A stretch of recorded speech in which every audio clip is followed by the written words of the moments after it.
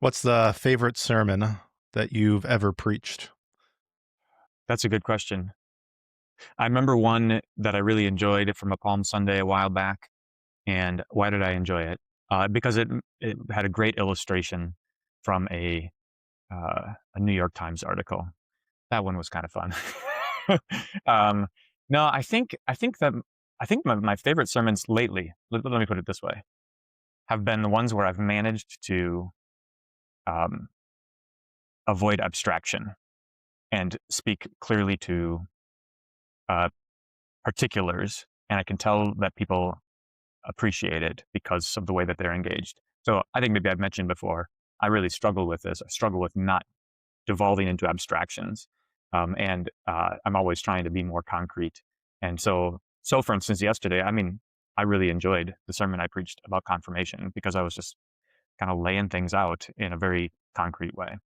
Yeah. What is confirmation positively? It is a custom of the church that is designed to acknowledge and rejoice in the gifts that have been received by faith through baptism and through the preaching of God's word. You ever thought about writing a dogmatics textbook? No, that sounds like torture. Yeah, it really does. Yeah. Have you? What if you were going to write a book? What a theological book? What would be the genre and subgenre? I'm too scatterbrained to contain it down. I always mix up his first and his last name, so I'm gonna make sure that I get it right. Yeah, it's Walker Percy, not Percy Walker. Have you heard of him? Okay, a familiar name, but I don't know who he is. So like Catholic apologist, 20th century. He wrote just like the most obscure, off the wall things. Like he wrote a um, mock self help book Yeah.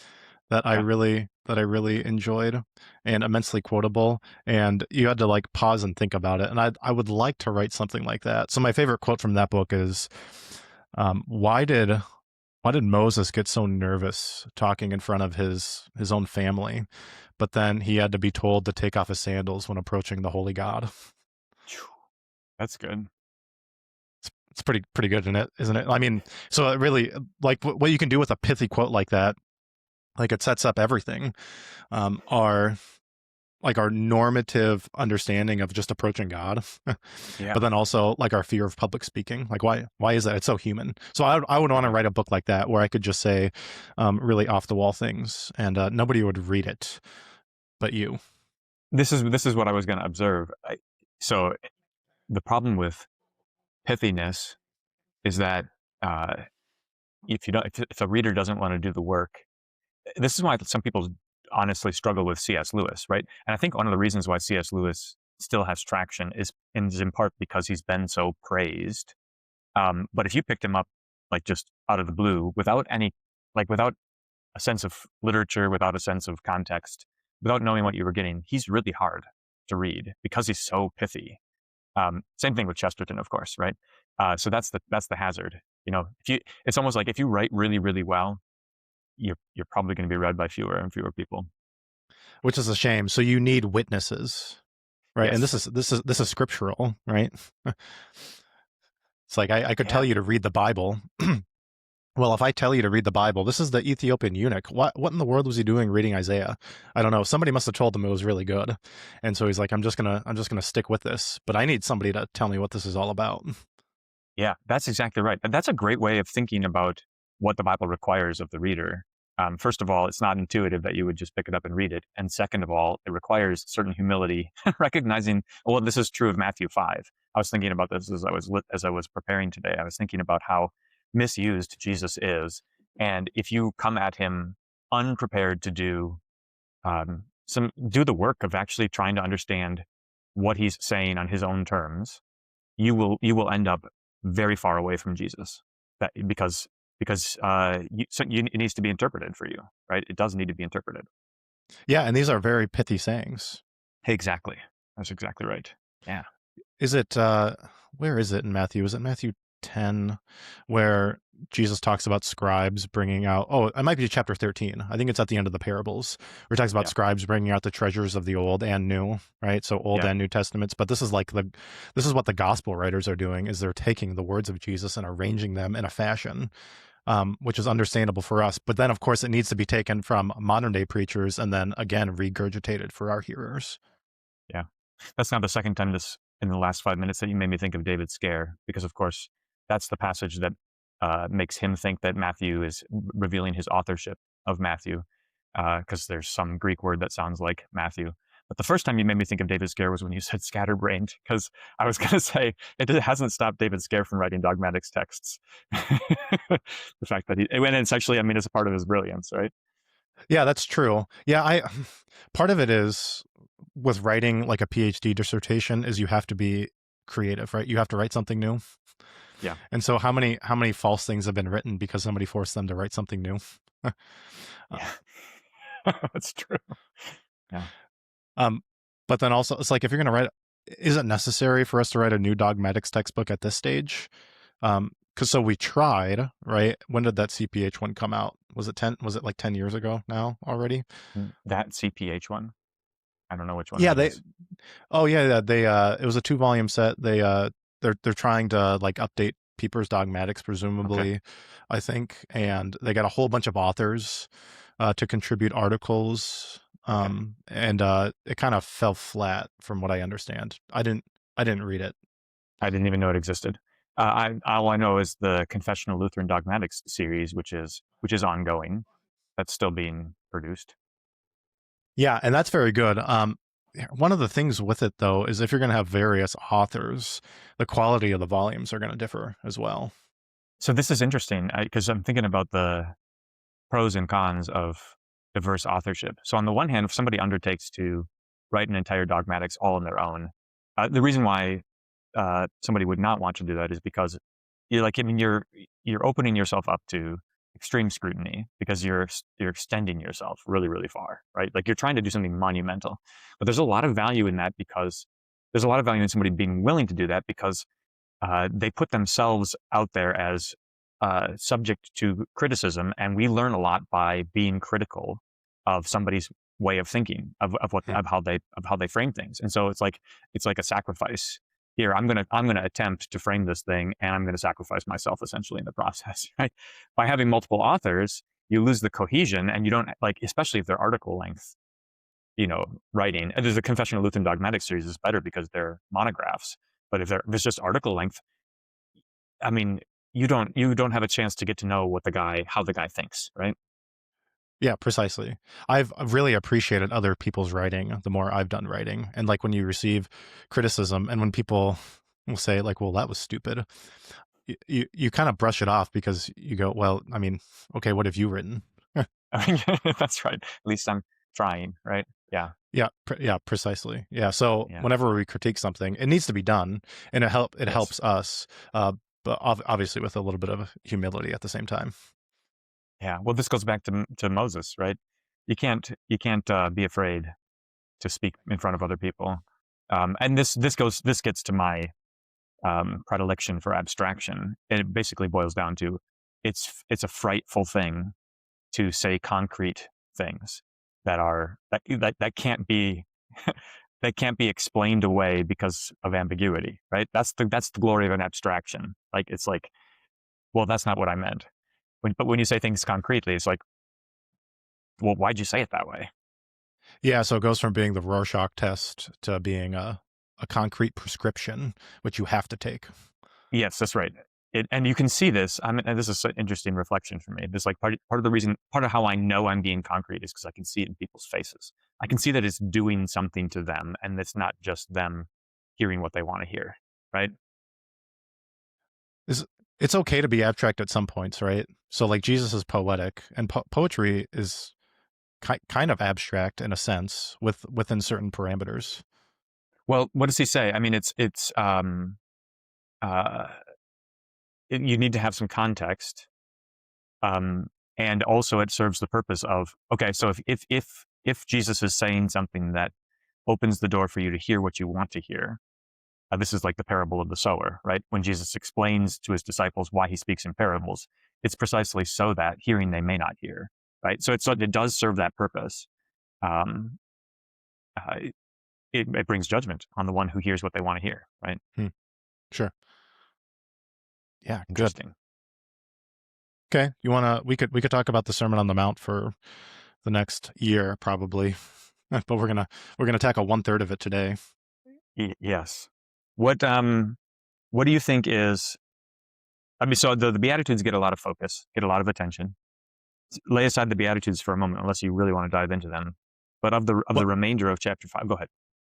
I do at some point, but Okay. so this the remainder of chapter 5. I'll start at the beginning. So the fact that he goes up a mountain.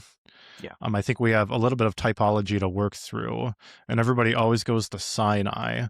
I want to look past Sinai and go to Deuteronomy. So you've got a couple mountains there where you've got blessings and curses in Deuteronomy, and this starts with a blessing. Now, so this is gonna play into Jesus giving the law. So, verse 17, he talks about abolishing the law, and then he gives concrete commandments in 21. That's the fifth commandment, murder, and then 27, adultery, and then the eighth commandment about giving false testimony, verse 33. So what's interesting is if you compare Exodus 20, the first time the 10 commandments were given, and Deuteronomy 5, the second time they were given, particularly with the third commandment, there is a different rationale that is Yes. given. Yeah. And so I think part of what's going on here is Jesus is he's not abolishing the law, he's fulfilling it, and he's giving the ultimate rationale for it. So in Exodus 20, verse 8, you have the Sabbath day, and then verse 11 tells us why the Sabbath day. For in 6 days the Lord made the heavens and the earth, the sea, and all that is in them, and rested on the seventh day. Therefore the Lord blessed the Sabbath day and made it holy. So that's an argument from creation.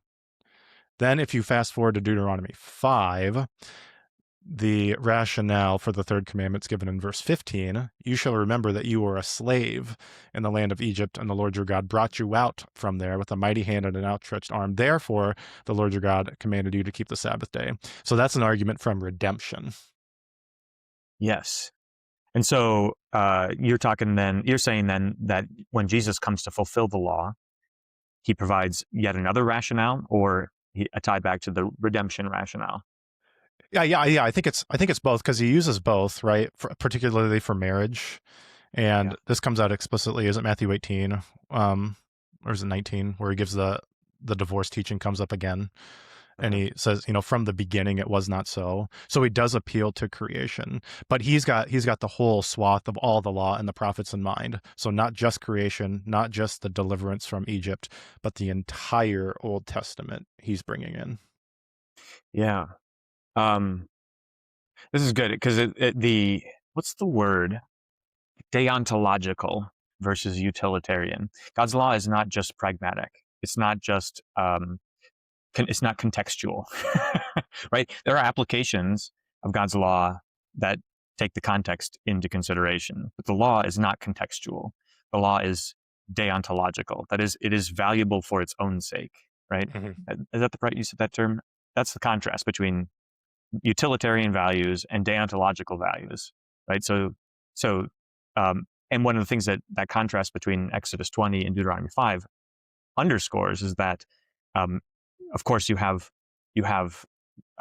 goodness that's described in creation, and it was good, and it was good, and it was very good, right? This is the design of the thing, but there is yet to be revealed an even deeper layer of that design, and it's revealed in Deuteronomy 5 as God reminds them that He redeemed them from Egypt. And maybe here's the way to describe what Jesus is doing in Matthew 5. It's like, and even deeper still, because I'm not just redeeming your bodies from bondage to Egypt, but I'm redeeming your hearts from slavery to sin. Right? Oh, that's okay. There you go. I think that's the key, right? Because he's getting to the heart of the matter, right? So it's Yes. not just outward conformity to the fifth commandment about murdering, but it's also about hating. Right. Right. Which it has been all along the way, but um, and where does it? So I mean, there's this innate sinful human instinct to make things to remove them from the context of my heart, because that's a pretty damning place to be looking, right? So we always want things to be a matter of externals. We prefer that, right? Yeah. And So then because Deuteronomy does the go same ahead. thing with circumcision. Yes, exactly. So yeah, circumcise Yeah, your hearts. That's all the way back in Deuteronomy. that's right. And the depravity of humanity is even such that God gives the ceremonial law, and then Paul's description in Romans 9 about the ceremonial law is so helpful. So what does he say? Um, why did they not receive a right? Why didn't they attain a righteousness according to the law? It's because they didn't pursue it by faith, but as if it were based on works. So it's one thing to do that concerning circumcision, right? To imagine that you've attained righteousness because you got circumcised in your flesh. And then it's another thing to think that you've attained righteousness because you didn't kill anybody. Like, that's really good. Way to go. I'm proud of you.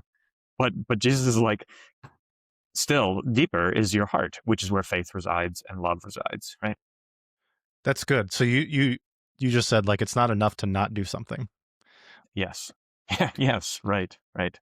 So yeah, there's a positive fulfillment of it, and the golden rule is given in Matthew 7, right? You shall do unto others as they do unto you. So we'll talk about it there. But the thing to notice is that's a positive requirement. So the golden rule, so-called, shows up in a lot of different religions, but it's usually negative. So don't do unto others as you would not have them do unto you. Yeah. Which is kind of like the libertarian ideal, right? Just keep your hands off of me and I'll keep my hands off of you and everybody will be happy. Right. Hey, speaking of libertarians, April 15th is in 2 days, and is taxation theft? I told my Bible study on Wednesday that they should pay their taxes. So Okay, no. I don't know. There you go. That's good. I'm trying to be more concrete. Did you get a refund this year? I did. It turns out, and I will always thank the state of Minnesota for being so generous to my family, and and you for paying your taxes in Minnesota. Because even though was only a partial resident of Minnesota last year, they still sent me a, they still love my kids. Let me put it that way, which is very nice of them. That's that's incredible. I know. Yeah, yeah. So thank you, Minnesota. Really appreciate it. Way to go, guys. We'll take all the praise we can get. Hey, so so mountains. So this seems to be a recapitulation of Deuteronomy, and then Matthew brings up mountains more than any other gospel. You ever trace the Interesting. Matthews through mountains through Matthew? No, I haven't. So if you do a quick concordance search, looks like you got 12 appearances of mountains. Which, hey, is that a coincidence? Get the 12, 12. devil. Let's walk through these real quick because there's only 12 of them. The devil, the Sermon on the Mount, comes down from the mountain, goes up to pray in 14, goes up on the mountain, and he's healing in 15, 17, transfiguration, comes down in 17. Say And to then this 17, he mountain, says to this mountain. Yeah. yes, I love that. That's so overlooked. There's like, not just any mountain. Which, where are we, guys? Yeah, this one. The 99 in the mountains that goes in search for the other one. And again, concerning the fig tree, you can say to this mountain, he's got a thing about this mountain. Flee to the mountains. And then the last mountain where he's going to ascend. Yeah, okay. Very nice. So mountains, like geographically, high point on Earth, whatever's highest rules and reigns, seems to be the theme. It's like St. Paul Cathedral Hill used to be St. Anthony's Hill. I did So not. highest point in the city is the top of the cathedral, and it overlooks downtown and the Capitol. So it overlooks Caesar and the coin whose face Caesar is on. Mostly symbolical at this point, because do we actually believe it? Right. Yeah. And then throughout the Old Testament, what do the Israelites do whenever they start worshiping other gods? They start building Asherah poles, Yeah. at the high places. So they go to the highest point and they put an even taller thing there. Right. So the prescription to throw down the high places, tear down the high places, is so that they won't then later have such easy access to come back to the, because there's something intuitive about going up to the highest spot, right? Yeah, is it a longing for transcendence, you think? Yeah, I wonder if there's some vanity there too. You know, you can get you if you're sitting in the highest spot, you're overlooking everything, right? I mean, so the devil takes Jesus to a high mountain and shows him the kingdoms of the world. There is something about that. Like why do we love such vistas? Why is it such an aspiration to climb to high peaks? You know, Did you like Windows Vista? I liked Windows 7. No, Oh, actually, Windows classic. XP is the way to go. Windows XP is that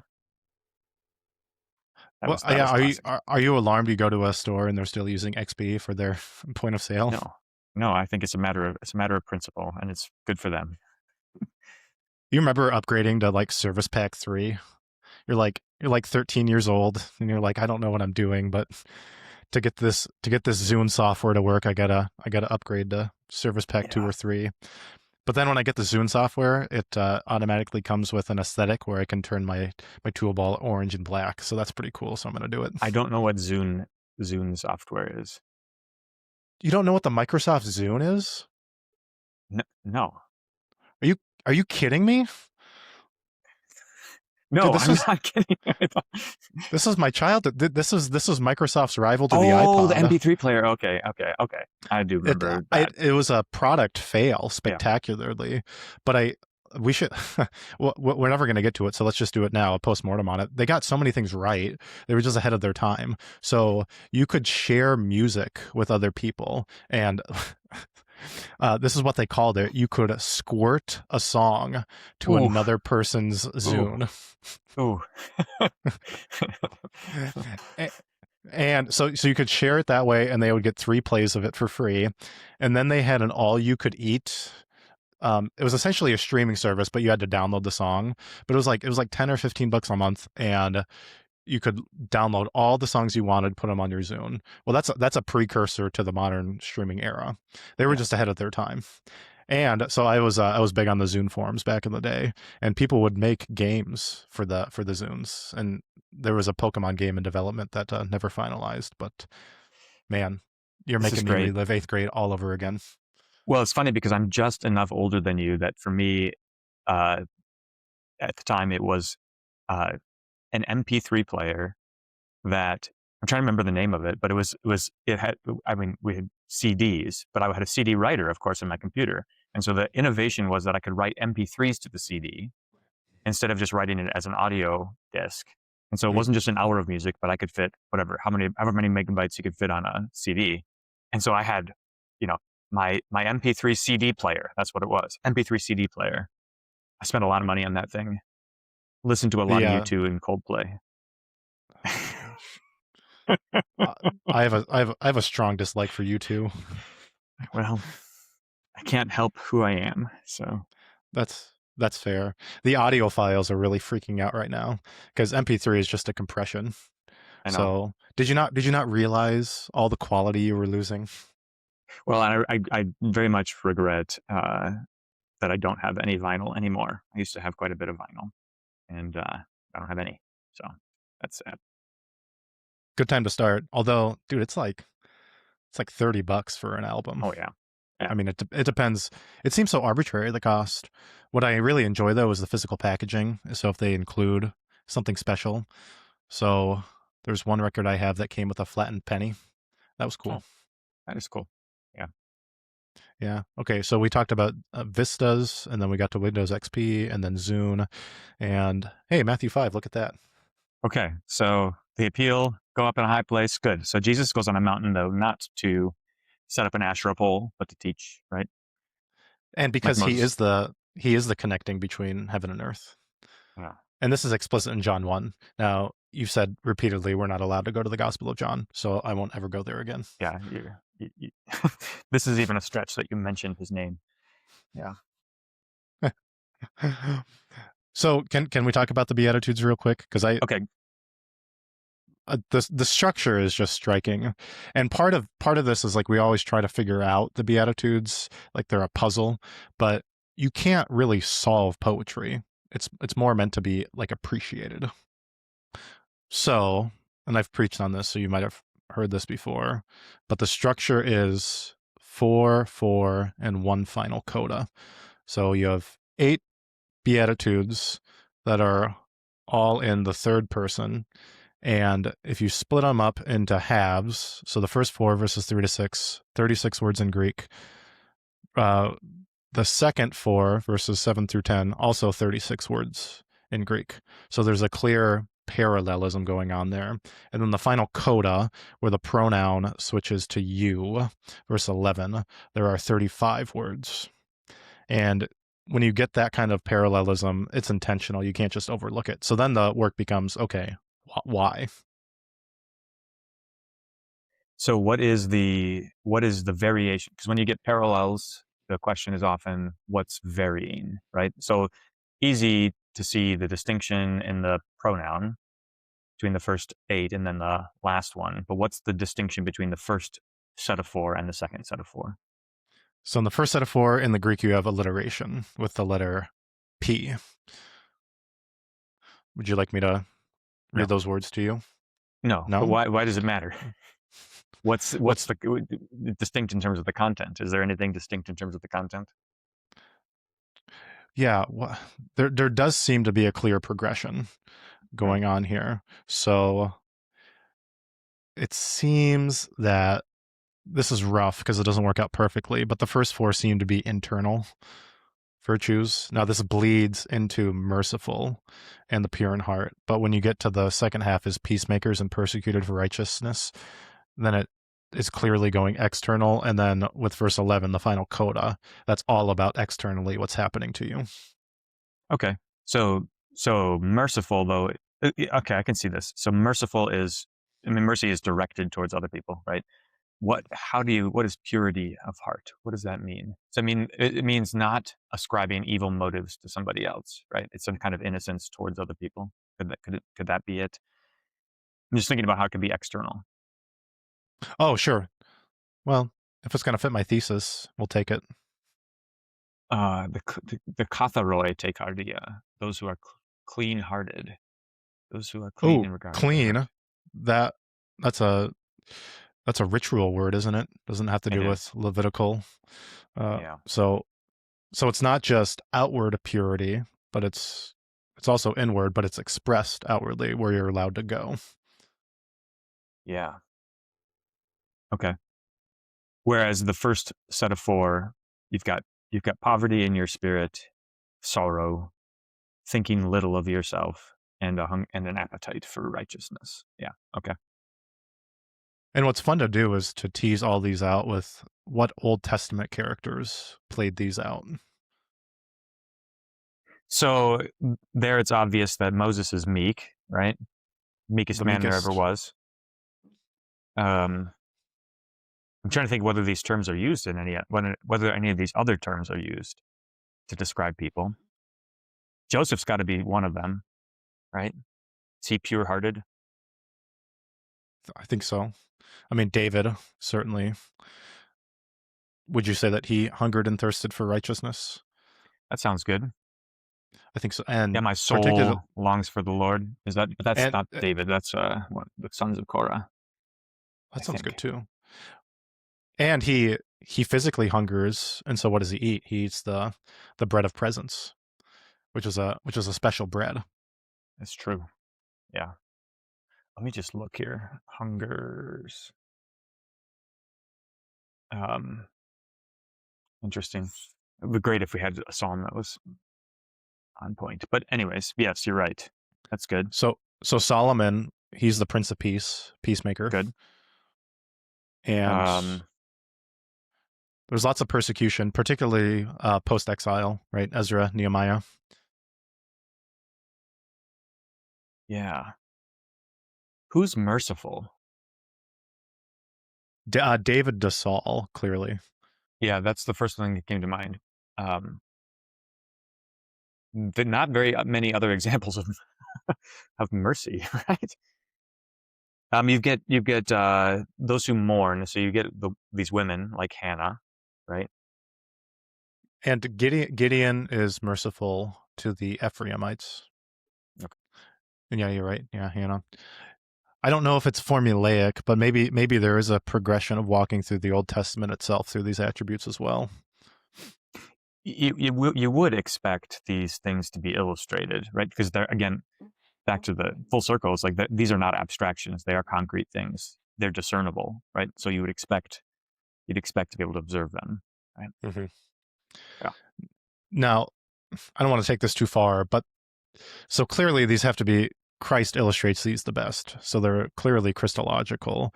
But he doesn't want us to think that, well, he's done it and now we don't get to do it. And he makes that explicit later in the Sermon on the Mount, right? We're not allowed to relax anything of the Word of God. And then, even in the Beatitude itself, verse 11, blessed are you. So we're clearly expected to live these out. So I think that kind of problem of ethical demand is resolved if you think about them, their primary use as consolation for the Christian. So Jesus has done these things perfectly. Jesus is all of these things perfectly. The Christian follows Jesus, and kind of like, as you're following Jesus, when you look up, you realize that you are impoverished, that you're sorrowing. You realize that you've been merciful and that you've been persecuted for it. And Jesus says, essentially, he says, keep going, because Hmm. this is where the blessings are found. Yeah, because I think if they are described aspirationally, it gets really, really hard to. I mean, of course, we want to follow Jesus' examples. We learn from him, But if the primary use of these things is aspirational, it does get confusing pretty quickly. Well, and if they're aspirational, how do you inculcate the first four? It, exactly, right. How do you get a new heart? Well, it's not it's not by um, like how to frame it. It's not like by trying really hard. It's through repentance and faith, right? Good. Anything else on the Beatitudes? I mean, they are really comforting. So when you see Christians, I mean, and it's astonishing, sad, um, how rare this is, but also how glorious it is. You've probably had this. You certainly had this happen to you, where you're talking to somebody who's going through something, and it's like abysmal. A loved one has got a diagnosis. They've got a diagnosis. A relationship is broken. Catastrophe has struck. Whatever it might be. And then but nonetheless, you hear that person express their faith in their trial. Nothing compares to hearing that, you know? Yeah, I just preached about this Thursday at a funeral. Really tragic, house fire. So, uh, wife dies from resulting from it, and so the husband, he lost his house, lost his wife. He had a son that died a couple decades ago, and I just keep thinking of Job in that situation Hmm. because this is playing out. And first day after the fire, I get to the hospital to see him, and it's a Friday, and he goes, well, it's Friday. I think I should be able to be at church on Sunday, but I lost all my clothes, so I might show up naked. Did you quote Job to him then? well, I'll never, ever forget that, because Right. here's a guy who lost everything and is able to quip a joke about that while still saying he's going to go to church. Yeah. And that, I can't ever repay him for that, because he helped strengthen my faith in that moment. Yeah. That's exactly how I feel about it too. You kind of marvel. You marvel at somebody and you say, what do I have to say to you? I just want to listen to you. Right. And part of what you end up saying is like, blessed are you. That's full stop. Right. Yeah, so blessed are those who mourn, for they shall be comforted. I've quoted that numerous times at funerals. Yeah. Yeah. That's good. Hmm. And Okay. So then, Jesus, do do go you ahead. buy? So the ninth coda, beatitude, is finally, it's one word short. So maybe this is too cute, but it's as if once you put you into the formula, you're gonna fall short. You're not gonna be able to fit the perfect triad. I know you think that moral perfectionism is okay, and that we should try that. You'll be able to attain it. I think it's just really cute. That's all. Yeah. Well, I it's got to be intentional that it's one word short and the pronoun changed, and maybe it's that this life isn't all there is. And so when you're actually living in it, it's not going to always fit your expectations. Yeah, right. Rejoice and be glad. I'm just thinking about Elijah. I love it what he says. I'm no better than my fathers. And on the one hand, he's expressing this as a term of dismay, right? Nobody's listening to me. Jezebel's trying to kill me. What more could I do? I'm no better than my fathers. And he's expressing this lack of hope for himself and for Israel. And of course, God comes back to him and tells him about the 7,000. But more importantly, is like, well, what would you be hoping for? To be better than your fathers? Because they believed in God. They trusted in God. What more could you want, right? Oh, yeah, that's great. Well, that's what Jesus says. If they treated the master this way, how do you think they're going to treat the servant? That's right. And so, I mean, with the disciples rejoicing, go home rejoicing, count that they've been counted worthy to suffer for the name of Christ. It's like, if we could take that to heart, um, man, that would change a lot of things. Okay, now flowing right out of the Beatitudes, the pronoun changes the same. So you are the Hmm. salt of the earth and you are the light of the world. So he's clearly talking about those who are reviled and persecuted. So everything from that beatitude plays into this. Yeah. So you are blessed, and here's the role you play in the world. So this connects directly back to Moses and the people of Israel, right? A light to the Gentiles. That's what they are to be, right? And they salt the land of Canaan with destruction, so that no false gods can grow there, right? That's the Mm. idea. Um, uh, and so there's a warning here: don't lose your saltiness. Don't let the light be hidden, because this is what you are. This is why is God blessing you? It's so that you can glorify his name in these ways. Now, I much prefer the Greek to the English translation because it says if salt has become moronic. Is that right? Interesting. Yeah, become foolish. Now it gets Become foolish, yeah, translated as tasteless, but you get the word moron in there. of course. That's making me think about the nature of folly, which is kind of like it is when something um, doesn't accord with its nature. That's utter folly, right? Mm. To worship created things rather than the Creator. What could be more foolish than that? Men So pursuing vile lusts with other men. What could be more foolish than that? yeah, it's good. I Do you think this is hidden wisdom then playing out? Because I want to put so salt is clearly of the earth, so that's below, and then light of the world, that's above. So you do have this movement from of the earth. You got to be of the world, not in the world, not of the world, obviously. But then we transcend the world so that we go above, and so it's sand on the seashore, stars of the heaven. Same idea that God promised Abraham. Yeah, that's good. You talked about wisdom, and I was thinking about Proverbs, thinking about any connections to Proverbs here. And light is frequent in Proverbs, right? The the Lord gives light to the eyes. Um, Mm. uh, in the light of a king's face, there is life, right? So there is this governance of the world in wisdom. Wisdom brings light from above, right? That's what you need in order to live according to wisdom. And it's the light of the cosmos. So, um, salt of the earth, that's the Hmm. gas, which is the same thing that the meek will inherit back in verse Sure. 5. Yeah. And so that's very like soily, earthy, dirty. And then light of the world is, man, you guys are All the right. stars of the heaven. We're likened to the angels in that regard. See, we've talked about this. This has been probably a year. We've been doing this for over a year. Isn't that crazy? I know Have I you have saw you on YouTube that it was a 1 year anniversary. hey, happy anniversary. Have you enjoyed it? Has it made your life better? It, yes, in so many ways. Um, our subscriber growth exponential. 182 subscribers a year ago. What did we have? 8. Yeah, I think so. Uh, so we need to set new goals here. Do you think? I mean, we should probably say out loud. I think we can get to 200. No problem. That's the trajectory we're on.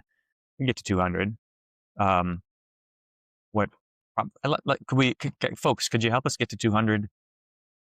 by the end of May. I think we could do that. That's no problem.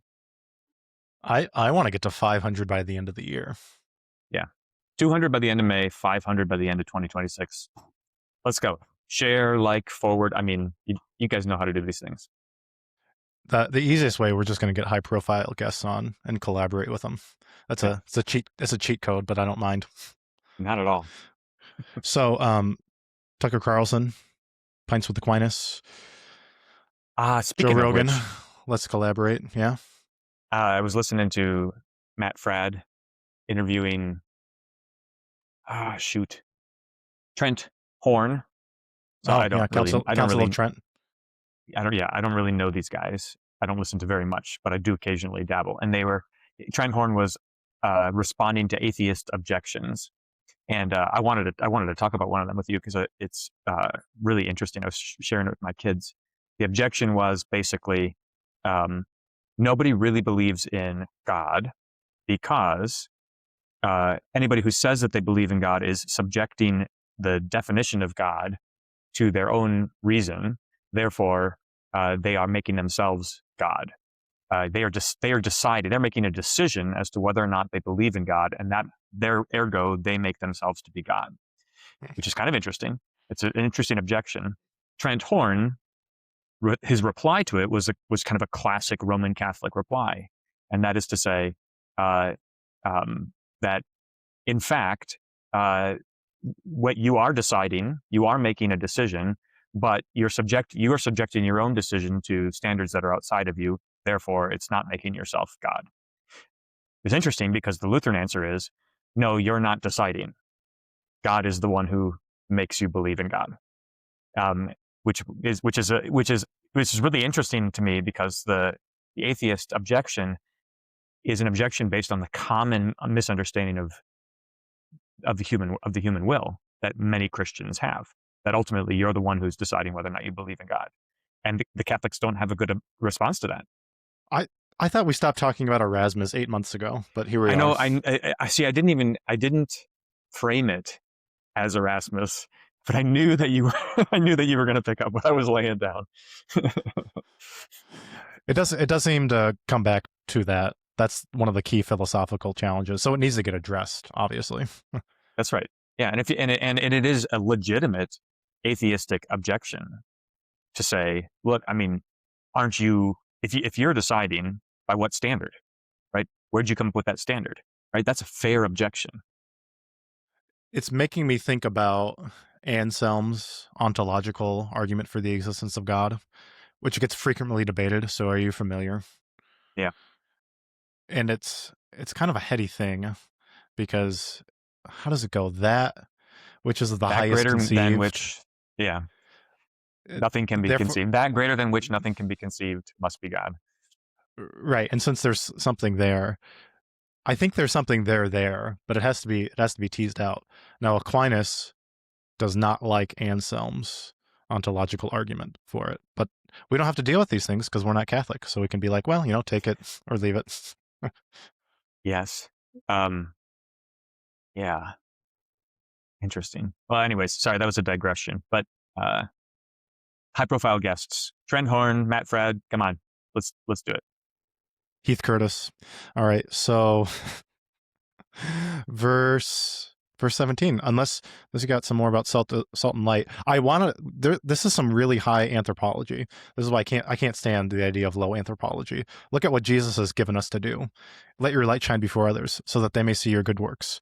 Guys, just let's go do good works. It's not it's not an argument. Yeah, that's right. And we should speak clearly about good works. We should identify them and praise them, right? This is one of the problems, is that we don't make distinctions. We don't say that's good and that's bad, and we flatten everything, and so nobody knows what we actually think is good. And if we don't do good works, if we don't let our light shine before others, what does Jesus warn the Ephesians in Revelation 2? Yeah, I'm gonna spit you out. No, that's not the Ephesians. What does he say? That's Laodicea. He's going to take away their lamps. He's going to take away their lampstand, which is the church, right? So he's going to ontologically take away their ability to be the church if they don't do good works.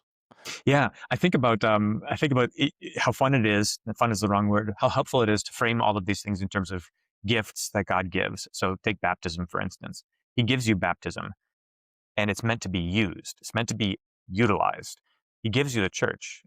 It gives you a congregation, an assembly of believers, and that's meant to be used. What are you using it for? Do you know what you're using it for?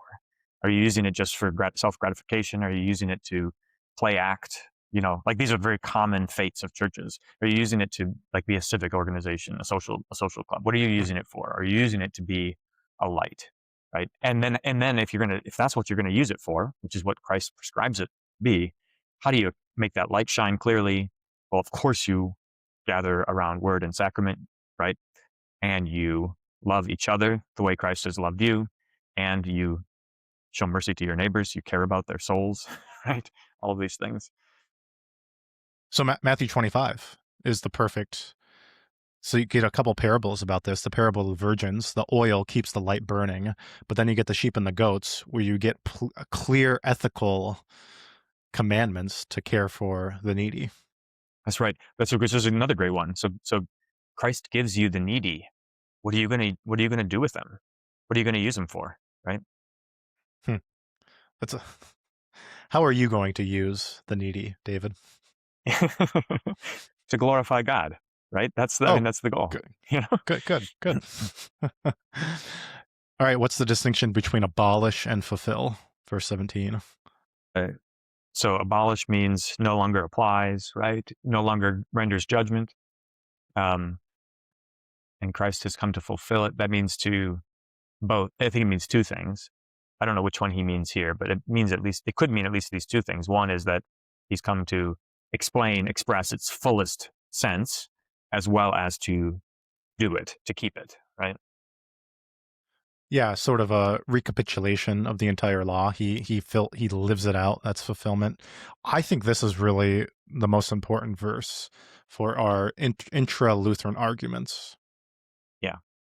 So the radical Lutherans seem to be saying that Christ came to abolish the law and the prophets. So you get authors saying that Christ operates outside of the legal scheme. Yeah. And so Stephen Paulson writes that way. He describes it as a legal scheme. Now, once you start calling something a legal scheme, you're tipping your hand. What else do you call a scheme? Well, so and it's easy to do that. It's easy to make those claims in the Gospels in particular, because there is a legal scheme at play, but it's a Pharisaical legal scheme, and it's really a bad idea to say that God's doing the same thing that the Pharisees are with the law. And of course, Romans is the go-to for this, but there we've got to really understand what the term law, nomos, means. And so you can help me tease this out at some point. But when Paul talks about the nomos, the law, is he primarily talking about the Torah, or is he talking about the sacrificial law, or what exactly is he talking about? So here's my suspicion that Paul doesn't have to make those distinctions, because all of those things are um, they are interlocking in the kind of like the Hebraic mindset, right? Hmm. So, and of course, because Paul's writing to Rome, but he's writing to Jews in Rome, right? I thought he Uh, was writing to the Pope, but continue. yeah. Well, now because he's talking about all his kindred. I don't know. In any case, that's ignorant of me, but he doesn't have to specify, because it all fits together, right? So that the God who created the heavens and the earth designs the cosmos to work a certain way. Torah is this is the description of the way that God has ordered the world. It's what is good, and that has played out in these specific manifestations, like among the people of Israel, both in their civil law as well as their ceremonial law, and that he hasn't given those ceremonial laws to other nations. He doesn't have to explain those things precisely, because it's all a question of like, what is God's will, right? That's the question. So Romans 3, no one will be declared righteous in God's sight by works of the law. Rather, through the law, we become conscious of our sin. I'm wondering if there's two different directions of this. If there's what Christ has to do. So he has to fulfill it, but we're not saved by our fulfillment of the law, but by Christ's fulfillment. That seems to be clearly what he's saying. Yes. Yeah. But people take it to mean that we're not saved by the law at all. So not even Christ's fulfillment of it. Which doesn't work because Paul says, if there were a law that was given that could give life, you would just keep it, right? And you'd be fine. But the reason why Yeah. this law doesn't give life is because you can't keep it, right? Where is it in Habakkuk? He's quoting him. He quotes. I'm going far afield. My train of thought is gone. Which part of Habakkuk? Well, if Habakkuk 2, I mean, I thought maybe Habakkuk says something about the law, but he just says the righteous shall live by his faith. So Paul brings that up in Galatians. Hang on, where does he say it? No one is justified before God by the law, for the righteous shall live by faith. Galatians 3. The one who does them shall live by them. Right. So it gives you life if you do them, but if you can't do them, then it doesn't give you life. That's all. That's all. Okay. I Sorry. see. The more we dive more into Lutheranism and like intra debates, I think the more we get lost. I think if we just keep this really simple. So whenever we talk about justification, for instance, if we just keep it forensic and then we don't have to argue about it, like it's really, really clear and simple. We stick to Augsburg Confession Article 4 in the Apology, and then we don't have to have these stupid little debates. I think the more we could be divided or united and clear on things. So what's the origin of these stupid little debates? Why do they occur? I think people are just trying to say something new, or they want license to do carte blanche, whatever they want. I think that's probably the more pernicious. I mean, it's certainly the more pernicious one, and it is more prevalent, right? Because it lets you off the hook both for yourself and in terms of responsibility for other people, right?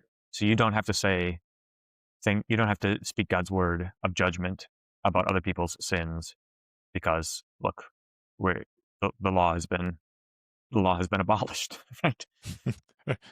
Right. Hey, speaking of the law, you got any insight into fifth, sixth, or eighth commandment? Here's your opportunity to talk about divorce again if you want it.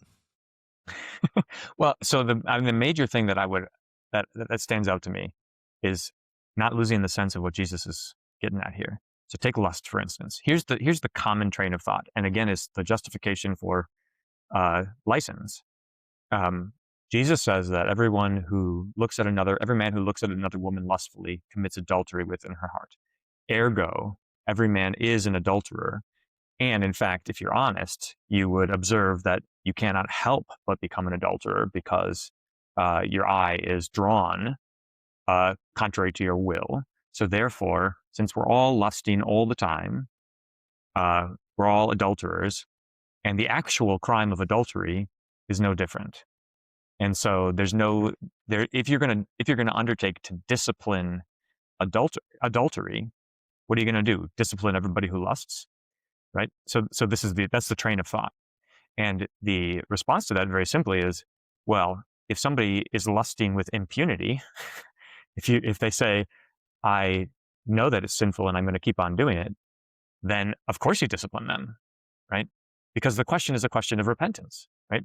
When Jesus says, if you look at a woman lustfully, with lustful intent, you've committed adultery, do you care? Are you sorry? Would you like not to be afflicted by that? Because if that's the case, then Jesus is for you. That's good. It becomes even clearer, I think, with murder, at least in people's minds. Sure. So, because you think about the judicial system, you would put a guy in jail for killing somebody else. You would not put a guy in prison for hating somebody in their heart. Right. Right. Both are sinful, but they're clearly distinct. Yeah. And and both are problematic and poisonous, right? They have different temporal consequences, and then the judicial system deals with them differently because it's restraining evil. But as far as God's concerned, the concern for the human heart runs deeper, so that even if you never murder somebody, but you hate people with impunity, you've got a real problem. And then, so if that's the case, if it's just hatred or lust in the heart, but you haven't acted outwardly on these things, this is where metanoia plays out the Mhm. the clearest, because change your mind. So change your mind about these things in your heart. Right. And this always then leads me to a description of what we have to look forward to in heaven, because the honest, the one who has grown in the fear of the Lord and recognizes the condition of his heart longs to be free from these things that lurk in your heart, right? Wouldn't it be nice if every time you encountered conflict with somebody, you didn't have to battle against evil thoughts about them? Wouldn't that be great? It would be great. Yeah. Here's the seventh time I asked this on the podcast. Do you think Origin actually did it? Origin is your Erasmus, I guess, huh? That's true, but he's more fun than Erasmus. Fair enough. Erasmus would never. He would never have. That's true. Did you notice the direction of all of these? So verse 29, right eye; verse 30, right hand; verse 39, right cheek. I did And then, not notice that. of course, we're told that Peter chops off Malchus's right ear. Mm. And so I'm thinking of Leviticus. So you ever read, oh, obviously you have at some point, but you ever meditated on the prescriptions for the purification of the former leper given in Leviticus 14? I think it's 14. Something with the right thumb, right?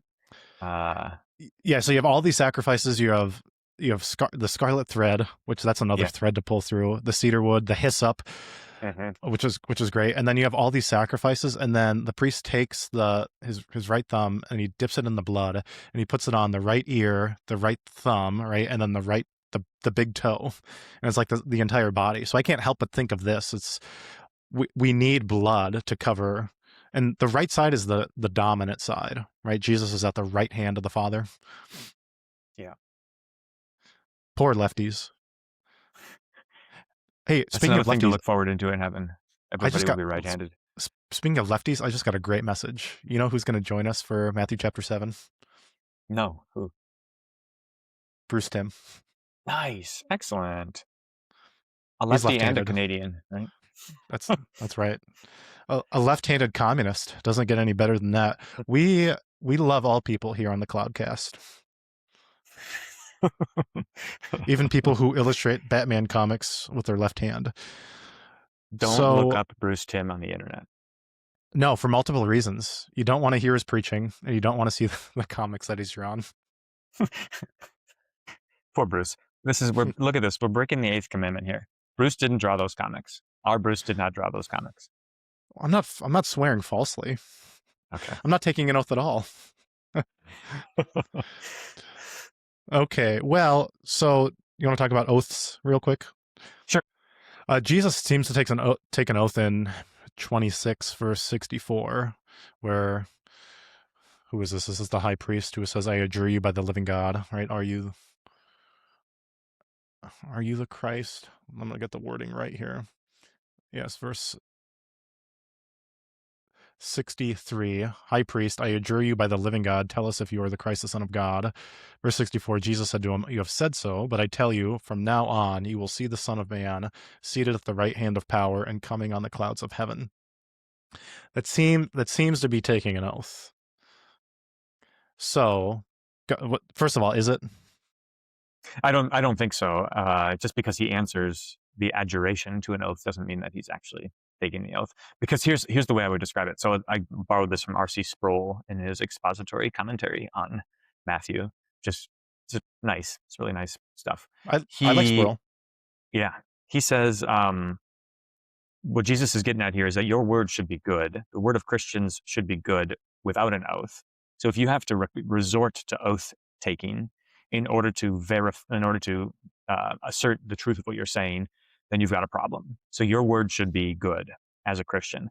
But if an oath is required of you for legal reasons, you should condescend, but it should be a matter of formality, essentially. And I think that's what Jesus is doing. I mean, he doesn't need to swear an oath because his word is good. That's how Luther explains it too. So never take an oath for the benefit of yourself, but if it's for the Yeah. benefit of somebody else. So marriage, you take an oath. Why? For the benefit of your spouse. In Right. court, for the benefit of the. So um, that's got a good long tradition. So it's okay to take oaths, just not for your own benefit. The clear distinction here. This is what Peter does. He needlessly takes an oath, swearing that he never knew Jesus. I mean, Yes. it's bad enough to deny that you ever knew him, but then he takes an oath on top of it. Yeah, isn't it? I mean, isn't it's ironic because of course the very moment that you feel compelled to like swear an oath is the moment that you're being most duplicitous. Uh, it's like when you hear some kid say, "I swear to God," you're like, "Yeah, probably not. I don't think that actually happened." Yeah, probably. Yeah, probably shouldn't. I always think of the unbreakable vow in Harry Potter. Sixth book. You know what I'm No, talking about? No, no, we get more engagement when you talk about Harry Potter. So I'm just giving the it's fans what they true. want. Okay. And then, hey, perfection. Verse 48. You therefore must be perfect. We got to talk about teleology because the word is telos. Hmm. Yeah, and this is, I mean, isn't it fitting that this comes uh, in the context of love your neighbor and love your enemies, right? This is what perfection looks like. This is what you were made for. So, which is always really interesting in terms of like thinking about creation. What did God design you for? Well, He didn't design you to live in a world in which you have enemies, but He did design you so that if there were enemies, you would love them. Right? That's the design. It's good. So the Sermon on the Plain in Luke, Jesus says, "Be merciful as your Father is merciful." Right. And so I think that helps explain what does it mean to be perfect. So telos means complete, right? So you could say perfect. I don't mind it, but it's not exactly moral perfection. We will one day be morally perfect. Of course, anybody other than David Buchs can't be in this life, but we strive for it by being merciful to others as God is merciful to us. Right. And could you say that there's a problem with aiming merely at moral perfection? You're aiming too low, and in some sense, you miss moral perfection. You fail in a moral way if you aim merely at moral perfection. This is the Pharisees again, right? They're aiming at moral perfection, ceremonial perfection, moral perfection, and as a result, they're missing mercy. If you aim at mercy, and I mean, we should do a deep dive on what exactly that entails, like what is legitimate mercy and what's illegitimate mercy, right? Um, if you do if you aim at mercy, um, that is the fulfillment of the law, right? Hmm. And so the question of moral perfection is kind of superseded in a way. Yeah, it's great. Blessed are the merciful. Yeah. What's grinding your gears? Let's see. Uh, I'm trying to decide whether or not I should replace the timing belt tensioner and water pump on my minivan myself, or whether I should take it into the shop to have it done. Here's the debate in my mind at present. Probably $1,000, $1,500 job because it's a lot of disassembly. And if I did it myself, I could justify buying all of the cool tools that I would need to do it properly. Like I don't have a proper impact driver, and I would love to have one. Don't have a proper torque wrench. I have one that's inferior. I could justify buying these things and instead of giving it to the shop. But I also run the risk of destroying my car and also putting myself in a situation of extreme frustration because I don't have a lift. So I'll be working on the ground, and that gets annoying. So that's what's grinding my gears right now. What would you do, I'll give Josh? well, I'll just impart the wisdom of Gandalf to you, Okay. who said one is as soon as one destroys something to see how it works, he has left the path of wisdom. That Is that doesn't too really abstract? apply. Is that too abstract? I don't want to know how it works. I mean, I'm glad to know how it works, but that's not why I'm going to destroy it. I Oh, want it okay, to stop okay. making I want it to stop making the noise that it's making, and I don't want my timing belt to skip and throw a piston. That's why I want to do it. So See, you said this entire thing that you're not about practicality, but deep down you're a practical man. it's true. very practical. What's what's grinding your gears? You ever read the poetry of William Blake? Did, did you say did you say poetry? I said poetry. You ever read the poetry of William Blake? No, no, I have never. I've never read the poetry of William Blake. You know it. So Tiger, Tiger, Burning Bright in the Forest of the Night, right? I don't. I don't You know don't. that. Oh, you don't know. Oh, okay. So, um, he's not really. He's not an Orthodox Christian. He's kind of a mystic. I've got this huge book. He's a painter too, right? I've Y- seen some y- paintings. Yeah. He paints. He's like a publisher. So he's got these imprints of these poems right next to his paintings that he does. I mean, he's like inventing a universe. It's spectacular, and clearly Christian imagery, and talks about the same God who designed the tiger, is the same one who created the lamb. And how could that possibly be? And of course, well, we know, it's Christological. Um, but so I'm working. This book is huge. Well, there's tons of notes. Are you a Harold Bloom fan? I forget. I don't know who Harold Bloom is. Oh, yeah, you do. He's the literary snob who writes all these introductions to anthologies. Yeah, that's fine. You probably wouldn't like him. I'm not like you. Well, I know, but I thought you were like me in this regard. I my favorite. I just wanted to start the podcast to talk about progressive rock, and that's what Brian finally gave me to do on the line, and it was great. Yeah, It was glorious. But I was so lost during the entire conversation. yeah, that's I felt a little off put, actually, to be honest. that, So that was my goal, was to alienate you. But but anyway, so he's got now my biggest regret about this volume. It's got his complete works, but it doesn't have the paintings. Occasionally it will, but I'm working through. So I finished the Songs of Innocence, and now I'm on the Songs of Experience, and they go hand in hand. So he has a poem in the Songs of Innocence about Holy Thursday.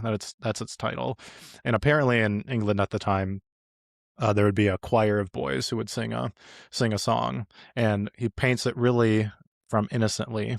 And then he's got another poem called Holy Thursday in Songs of Experience, and this is about when innocence has been lost. So I'm obviously thinking about Milton, right? Paradise lost, innocence lost, and he paints it in a completely different way, as if the entire system is just taking advantage of these boys. Um, and so both are true. It's just really making you think. So that's why I was asking all these questions uh, about poetry, because I'm not becoming a mystic. Don't worry about me. But I'm kind of getting lost in his universe, and it's doing weird things to my head, man. so what rate your experience with visual art compared to literature? So like, can you appreciate what's going on in William Blake's paintings? How would you describe your understanding of that? Oh yeah, I'm a big sucker for colors, and he plays with colors and subtlety and heavenly image. So I really appreciate it. What's the I picture of my background? Go ahead.